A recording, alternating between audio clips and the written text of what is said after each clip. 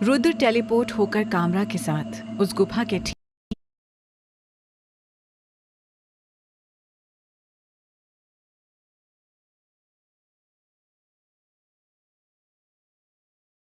ठीक सामने आ पहुंचा था। कामरा ने उसके अंदर जाने से पहले उसे कहा, अब यहाँ से आगे का सफर आपको खुद तय करना होगा। रुद्र ने हाँ में सिर हिलाया और आगे कदम बढ़ा दिए, लेकिन तभी कामरा ने उसे टोकते हुए कहा, 1 मिनट। जब भी हम ऐसी किसी मायावी जगह पर जाते हैं तो हमें वहां से निकलने का भी रास्ता पता होना चाहिए। हमें नहीं पता कि अंदर जाने पर कैसे हालात मिलने वाले हैं, लेकिन मुझे लगता है कि उन हालात से लड़ने के लिए आपको कुछ एक्स्ट्रा शक्तियों से भी लैस होना चाहिए, जिसके बारे में आकाश को अंदाजा भी ना हो। क्योंकि जाहिर सी बात है, अगर उसने ये माया जाल रचा होगा तो आपकी शक्तियों को ध्यान में रखते हुए ही रचा होगा। इसलिए ये लीजिए। कहते हुए कामरा ने रुद्र को एक जादुई थैली दी। रुद्र ने उसे उलझन भरी निगाहों से देखा और पूछा, इसमें क्या है कामरा? तब कामरा ने कहा, इसमें वो सब कुछ है जिसकी आपको इस गुफा से निकलने के लिए जरूरत पड़ेगी। जब मैं यहाँ के बारे में पता लगा रहा था तब मुझे लगा कि यहाँ जाने के लिए इन सब चीजों की जरूरत पड़ेगी आपको। इसलिए मैंने अपनी जादुई शक्तियों से इस थैली में आपके लिए कुछ सामान रखा है। वो वहां अंदर गुफा में आपके लिए सुरक्षा कवच के तौर पर काम करेगा। इसे संभाल कर रखिएगा। रुद्र ने हाँ में सिर हिलाया और थैली को सेफली अपने पास रख लिया, और फिर उसने बेहद संभलते हुए अपने कदम गुफा की तरफ बढ़ा दिए। गुफा में पहुंचते ही जैसे अंदर सब कुछ अंधेरे से भरा हुआ था। एक एक कदम आगे बढ़ाते हुए रुद्र को ऐसा महसूस हो रहा था जैसे कोई अनदेखा खतरा उस पर मंडरा रहा हो। इधर रक्षिता के मोबाइल पर एक बार फिर से मैसेज टोन बज उठा। उसके दिल की धड़कन तेज हो गई। उसे समझ नहीं आया कि यह मैसेज कौन भेज रहा है। उसने मैसेज खोला तो उसमें लिखा था, अगर इन तस्वीरों की सच्चाई जाननी है तो नीचे दिए गए एड्रेस पर पहुंचो। रक्षिता वो मैसेज देखकर कुछ पलों के लिए सोच में पड़ गई। पता नहीं ये किसने भेजा है, और क्या पता ये किसी की चाल हो। मैं इस एड्रेस पर पहुंचूं और कहीं किसी मुसीबत में न फंस जाऊं। अभी तो रुद्र भी एनी को बचाने में लगा है। अभी वो सब सोच ही रही थी कि तभी तीसरा मैसेज आया, कहीं तुम सोचती रह जाओ और तुम्हारा रुद्र तुमसे छिन न जाए। ये पढ़कर रक्षिता ने ठान लिया कि वो उस तस्वीर का राज जान कर रहेगी। यही वजह थी कि दिल में एक डर लिए वो उस बताए गए एड्रेस पर आ पहुंची। ये जगह अजीब और मिस्टीरियस सी थी। रक्षिता को आगे बढ़ते हुए कुछ भी ठीक सा महसूस नहीं हो रहा था। एक अजीब सी मनहूसियत वाली हवा चल रही थी। बीच बीच में चमगादड़ और उल्लुओं की चीखने की आवाज जैसे रूह तक में कपकपी सी महसूस करा रही थी। तभी उसकी नजर सामने लगे एक बेंच पर पड़ी, जहां रुद्र किसी लड़की के साथ बैठा था। ये देखकर रक्षिता जैसे शॉक्ड रह गई। रुद्र यहाँ? लेकिन इसने तो कहा था कि वो एनी को बचाने के लिए जा रहा है। सोचते हुए उसने रुद्र के साथ बैठी लड़की को गौर से देखने की कोशिश की, लेकिन लड़की के चेहरे पर बिखरे हुए बालों ने उसका आधा चेहरा ढक रखा था। रक्षिता उन दोनों से थोड़ी दूर छिपकर खड़ी हो गई ताकि उनकी बातें सुन सके।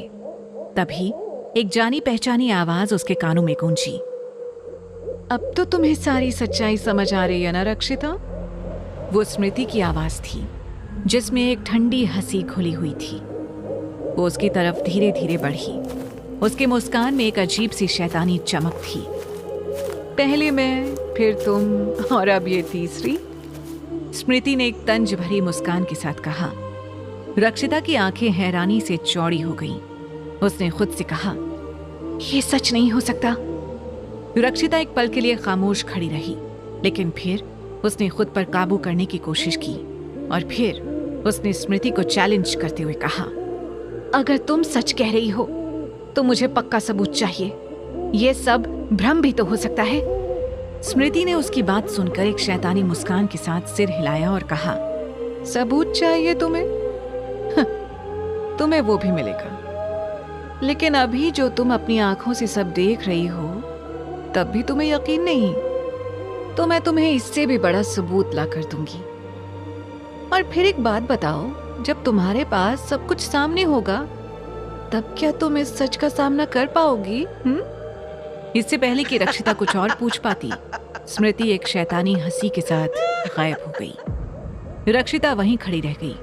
उसकी धड़कनें तेज हो गईं। लेकिन हैरानी की बात यह थी कि जब उसने पीछे पलट कर देखा तो वहां रुद्र और वो लड़की भी नहीं थे। रक्षिता वहीं खड़ी की खड़ी रह गई। ये जो कुछ भी उसके साथ हो रहा था वो सब क्या था? क्या उसने जो देखा था वो सच था? क्या रुद्र उसे धोखा दे रहा था? उसके मन में कई तरह के सवाल उमड़ रहे थे, लेकिन उसे कुछ भी समझ नहीं आ रहा था। तभी अचानक से स्मृति एक बार फिर उसके सामने आकर खड़ी हुई। देखो, मैंने तुम्हें पहले ही बताया था, ये सब एक बड़ा धोखा है। रुद्र तुमसे बहुत कुछ छिपा रहा है। तुम मेरी बात मानो या ना मानो, लेकिन सच्चाई यही है। रक्षिता ने अपनी आंखें सिकोड़ते हुए कहा, तुम्हें सचमुच लगता है कि मैं इतनी आसानी से तुम्हारी बात मान लूंगी? स्मृति की मुस्कान और गहरी हो गई। उसने एक कागज का टुकड़ा निकाला और उसे रक्षिता की तरफ बढ़ाते हुए बोली, तुम्हें सबूत चाहिए था ना? ये देखो, अपनी आंखों से देख के तसल्ली कर लो, तुम्हें सारी सच्चाई समझ में आ जाएगी। रक्षिता ने कागज को अनमने ढंग से लिया और उसे ध्यान से देखा। उसकी आंखें चौड़ी हो गईं। उसने कांपती आवाज में कहा, ये कैसे हो सकता है? स्मृति ने ठंडी हंसी के साथ कहा, ये दुनिया सच और झूठ के धागों से बुनी हुई है और रुद्र ने तुम्हें सिर्फ धोखे में रखा है। उसने एक शैतानी मुस्कान दी जिससे उसकी आंखें और भी भयानक दिखने लगी थी। रक्षिता इस सच्चाई का सामना करने को तैयार नहीं थी, लेकिन वो इसे झुठला भी नहीं सकती थी। उसके हाथ में पकड़ा हुआ कागज का टुकड़ा और कुछ नहीं बल्कि रुद्र का मैरिज सर्टिफिकेट था। बेबसी में उसके कंठ से एक चीख सी निकली, नहीं, ये नहीं हो सकता। और फिर एकदम से उसकी आंखें खुल गईं। उसका पूरा बदन पसीने से भीगा हुआ था। उसकी सांसें तेज चल रही थी। रक्षिता ने अपने माथे पर हाथ फेरते हुए कहा, ओ गॉड, कितना अजीब और सच दिखने वाला सपना था। कुछ भी सपने आते रहते हैं मुझे। वो खुद को डांटती हुई एक बार फिर सोने की कोशिश करने लगी थी, लेकिन नींद उसकी आंखों से कोसों दूर थी। इस बीच लक्ष्य स्मृति की तलाश में बुरी तरह से उलझा हुआ था। उसे समझ नहीं आ रहा था कि स्मृति बार बार कहाँ गायब हो जाती है। पार्टी से बाहर आते वक्त उसकी नजर स्मृति की कार पर पड़ी। बिना किसी देरी के उसने फैसला किया कि वो आज स्मृति से सच्चाई उगलवा कर ही मानेगा। लक्ष्य अपनी कार में बैठकर स्मृति का पीछा करने लगा। दोनों गाड़ियों के बीच की दूरी कम होती जा रही थी। काफी देर तक पीछा करने के बाद स्मृति की कार एक सुनसान घर के सामने रुकी। लक्ष्य ने अपनी गाड़ी दूर पार्क की और धीरे से स्मृति के पीछे पीछे उस घर में दाखिल हो गया। स्मृति ने अब तक लक्ष्य को महसूस नहीं किया था, लेकिन जैसे ही उसे एहसास हुआ कि लक्ष्य उसके पीछे है, उसकी आंखों में जैसे गुस्से के शोले भड़क उठे। उसने लक्ष्य को सोचने समझने का भी मौका नहीं दिया और बिना किसी वार्निंग के स्मृति ने अपनी शक्तियों का इस्तेमाल करना शुरू किया। उसकी आंखों से एक तेज रोशनी निकली। लक्ष्य को जैसे ही उसके हमले का एहसास हुआ, वैसे ही उसने तुरंत एक जादुई सुरक्षा ढाल बना ली। लेकिन स्मृति के लगातार हमलों ने लक्ष्य को जल्द ही ये एहसास करा दिया कि वो फिलहाल उसका सामना नहीं कर पाएगा। इसलिए उसने अगले ही पल खुद को वहां से टेलीपोर्ट किया और निकल गया। जबकि उसके पीछे स्मृति ने एक जोरदार ठहाका लगाते हुए कहा, भाग कहाँ गए लक्ष्य? आओ ना, सामना करो मेरा। डरपोक, कायर कहीं का। इसे पता ही नहीं है कि गुजरे कुछ सालों में ये स्मृति अब पहले से काफी बदल गई है और मेरा सामना करने की अब उसकी औकात नहीं रही। उधर रुद्र आखिरकार शैतान की गुफा में पहुंच गया था। गुफा एक अलग ही दुनिया की तरह दिख रही थी। चारों तरफ गोल गोल घुमावदार सड़कों का जाल बिछा हुआ था। ये सड़कें एंडलेस थी और उनके बीच में जाने से एक ही जगह पर लौटने का एहसास होता था। रुद्र ने चारों तरफ देखा और उसकी नजर सबसे ऊपर वाली सड़क पर पड़ी। वहां एक कार में बैठी हुई एनी दिखाई दी।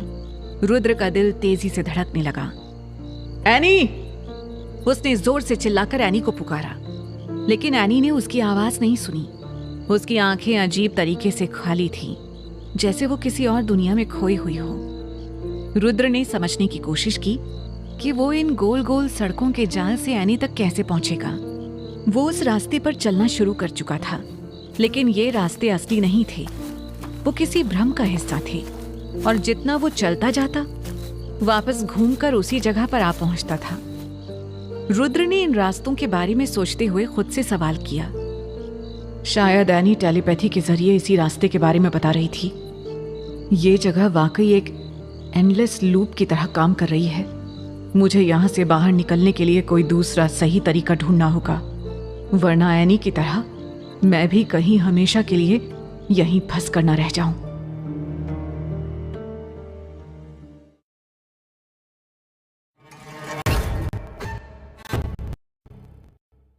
इतना सोच रुद्र ने एक बार फिर मैं रहा हूं, लेकिन एनी पे मिला। रुद्र सोच में पड़ गया। एनी मुझे देखकर कुछ क्यों नहीं करी है? वैसे तो वो मुझे रही है, किसी तरह का। ये सोचते हुए रुद्र काफी थकान महसूस करने लगा था। तभी उसका ध्यान अपने हाथ में पकड़ी हुई थैली पर गया। उसने कामरा की दी हुई इस थैली को गौर से देखा। कामरा ने मुझे ये थैली क्यों दी? आखिर इस थैली के अंदर ऐसा क्या है? रुद्र अभी गहरी सोच में डूबा ही था कि रुद्र का ध्यान उस थैली में रखी एक गोल चीज पर गया। रुद्र ने उसे थैली से बाहर निकाला। वो एक अजीब सी बॉल थी। रुद्र उस बॉल को हैरानी से उलट पलट कर देखने लगा। मुझे ये कोई साधारण बॉल नहीं लग रही। रुद्र का मन उलझन में था। वो बुदबुदाया, क्या ये बॉल कोई हथियार है या फिर कोई मैजिक पावर? तभी उसके चारों ओर एक अजीब सी हलचल मचने लगी, और देखते ही देखते अचानक आसमान में घने बादल छा गए। एक पल को तो रुद्र इस अचानक बारिश से घबरा गया। वो कुछ समझ पाता, तभी छोटे छोटे एसिडिक पत्थर बरसने लगे। रुद्र ने घबराकर इधर उधर देखा और खुद से बोला, ये कैसी परेशानी है? ऊपर से ये एसिडिक बारिश। रुद्र वहां से भागने लगा, लेकिन रुद्र को आसपास कहीं छिपने की जगह नहीं दिखाई दे रही थी। तभी पत्थर और तेजी से गिरने लगे। रुद्र घबरा कर खुद से बोला, यहाँ तो सिर छिपाने तक की जगह नहीं है। इतना बोलते ही उसने बॉल को कसकर पकड़ लिया। उसे पकड़ते ही बॉल से नीली रोशनी निकलने लगी। रुद्र हैरानी से बोला, ये कैसा मैजिक है? ये क्या हो रहा है? रुद्र की आंखें हैरानी से फैल गईं। वो काफी कंफ्यूज था। उसे समझ नहीं आ रहा था कि ये कैसा अजब गजब खेल हो रहा है। देखते ही देखते उस नीली रोशनी ने रुद्र के चारों तरफ एक घेरा सा बना लिया। अगले ही पल वो रोशनी रुद्र के सेफ गार्ड की तरह काम करने लगी। रुद्र एक गहरी सांस लेते हुए बोला, तो ये सब इस बॉल का मैजिक है, यानी कि कामरा ने मुझे एक मैजिक बॉल दी है। क्या कामरा को मालूम था कि मैं किसी परेशानी में फंसने वाला हूँ? मेरे आसपास सब कुछ मिस्टीरियस सा है। रुद्र के दिमाग में हजारों सवाल उमड़ने लगे। क्या ये बॉल किसी मैजिक वेपन के जैसे काम करेगा? अभी रुद्र ये सब सोच ही रहा था कि तभी उस जगह की हवा एकदम शांत हो गई। रुद्र खुद से बोला, अमेजिंग। अभी कुछ मिनट पहले आसमान में इतने काले बादल थे और साथ में एसिडिक स्टोन्स भी गिर रहे थे, जैसे जमीन को जलाकर राख कर देंगे। और अब सब शांत, वो भी सिर्फ इस एक छोटी सी बॉल की वजह से। दूसरी ओर लक्ष्य स्मृति के बारे में सोचते हुए तेजी से चल रहा था। उसने मुझ पर अपनी शक्तियों का प्रयोग कैसे किया? वो बार बार इस सवाल से घिरा हुआ था। मैं यक्ष हूं और मेरी शक्तियां उससे ज्यादा हैं। फिर कैसे वो मुझ पर हावी हो सकती है?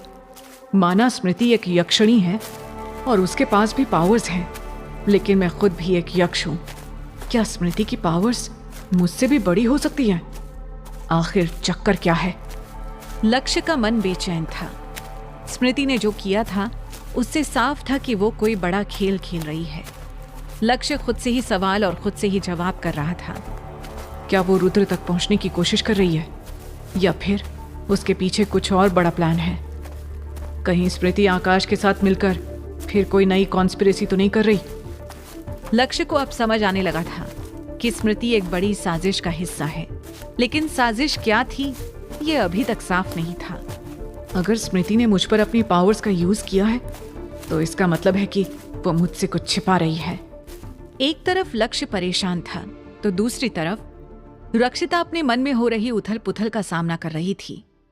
रक्षिता ने अपने आप से कहा, स्मृति ने जो मुझे प्रूफ्स दिखाए हैं कहीं वो सब सच तो नहीं।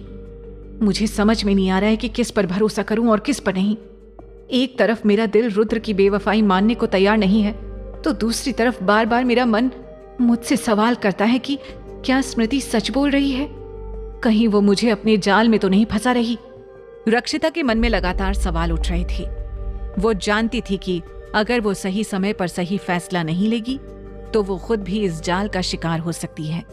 परेशान होकर रक्षिता सिर पकड़कर बैठ गई और मन ही मन बोली, रुद्र कहाँ हो तुम? I need you.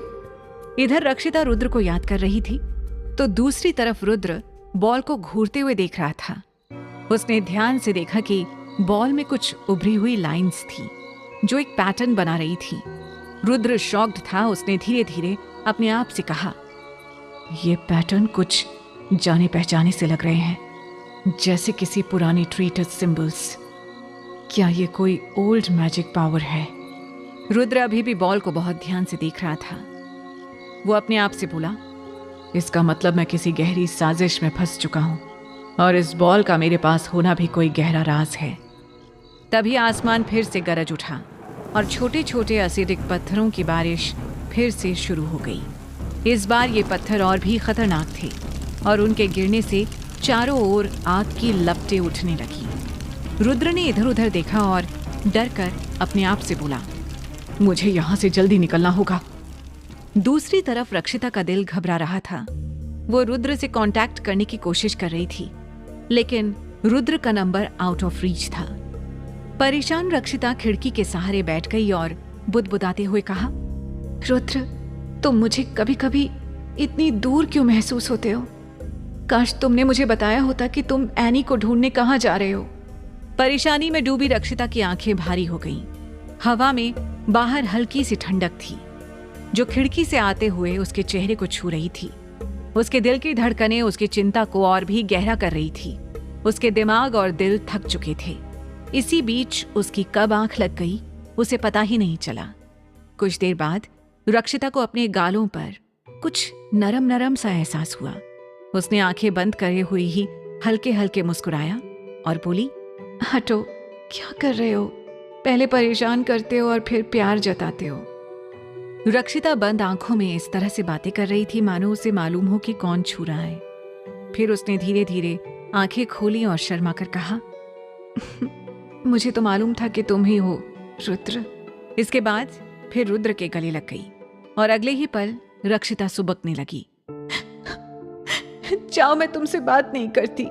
कहाँ चले गए थे? मैं कितनी देर से तुम्हारा इंतजार कर रही थी। रक्षिता की बात पर रुद्र मुस्कुराते हुए बोला, इतना गुस्सा? देखो मैं आ गया। रुद्र की बातों में वही प्यार और सुकून था जो हमेशा से रक्षिता के मन को शांति देता था। इस पर रक्षिता उसको धीरे से मुक्के मारते हुए बोली, ये बताओ कि तुम बिना बताए कहाँ गायब? रक्षिता की बात अभी पूरी भी नहीं हुई थी कि रुद्र ने उसके होठों पर अपने होठ रख दिए। रक्षिता ने कसकर रुद्र को पकड़ लिया, लेकिन अगले ही पल उसका दम घुटने लगा। रक्षिता की सांस रुकने लगी और हवा उसके आसपास भारी होने लगी। रक्षिता की पकड़ ढीली हो गई और वो चीखने की नाकाम कोशिश करते हुए बोली, रुद्र मत जाओ। तभी रक्षिता की आंख खुल गई। उसका शरीर पसीने से तरबतर था। उसका दिल जोर जोर से धड़क रहा था, लेकिन उसके आसपास कोई नहीं था। रक्षिता ने इधर उधर डर कर देखा, फिर अपने आप से बोली, उफ, तो ये सपना था? यानी मैं सपना देख रही थी। पक्का रुद्र किसी मुसीबत में है, मुझे कुछ करना होगा।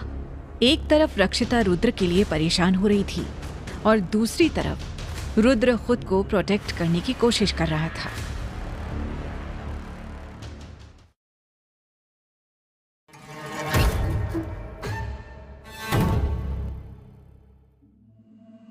रुद्र टेलीपोर्ट होकर कामरा